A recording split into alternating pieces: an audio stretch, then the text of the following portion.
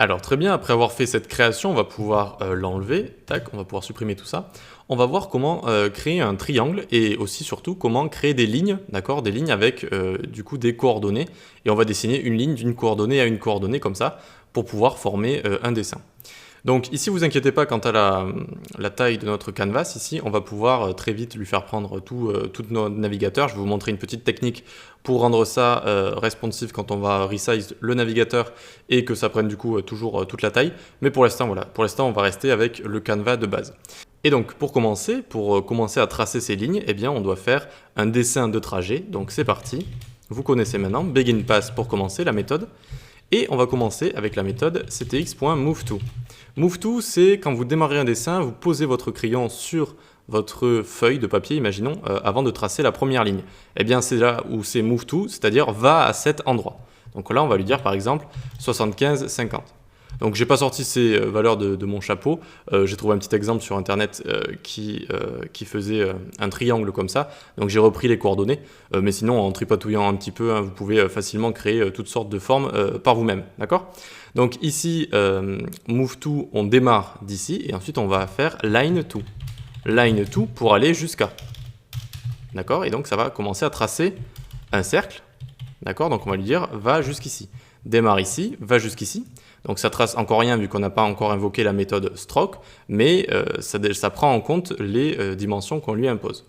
Ensuite ici, on va faire ctx.line2, encore une fois 100 et 25. On va faire remonter sur Y, d'accord? Et ensuite, pour terminer, on va encore faire un line2 jusqu'à notre move2 du début pour refermer le triangle, donc 75, 50. Très bien, maintenant on va invoquer la méthode stroke pour dessiner tout ça. Et alors, avec un seul S, c'est mieux. Et donc, on va voir notre petit triangle qui est ici, d'accord, et qui a été dessiné. Donc, on démarre le point ici, c'est notre move to, c'est 75 sur X, hop, et 50 sur Y. Ensuite, on descend jusqu'à ici, on remonte là. Et là, hop, on vient jusqu'au début, c'est pour ça que c'est les mêmes valeurs que notre move to qui est ici. Et donc, ça ferme notre triangle. OK? Ce qu'on peut faire également, eh bien, écoutez, on peut le fil, notre triangle ici, et donc ça va faire un triangle rempli tout simplement.